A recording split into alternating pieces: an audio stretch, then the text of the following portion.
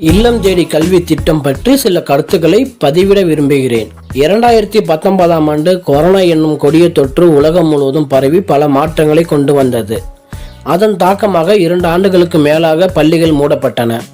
இதனால் மாணவர்களின் கல்வி தொடர்ச்சியாக பாதிக்கப்பட்டது. அப்போது மாணவர்கள் கல்வியிலிருந்து விலகிவிடக்கூடாது என்ற நோக்கத்தில் இல்லம் தேடி கல்வி என்ற திட்டம் தொடங்கப்பட்டது.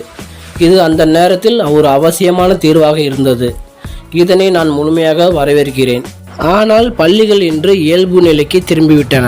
மாணவர்கள் காலை 8:30க்கு சென்றால் மாலை 4:30 மணிக்கு தான் வீட்டிற்கு வருகிறார்கள்.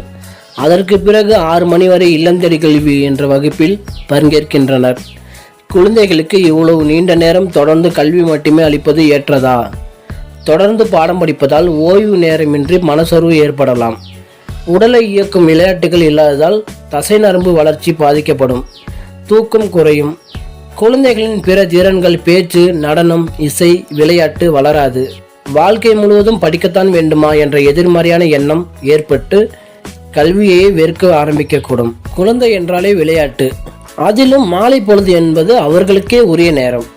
அந்த நேரத்தில் கூட கல்விகளுக்குள் அகப்பட்டு விடுவார்கள் என்றால் அவர்களின் சுதந்திரம் பறிக்கப்பட்டதா?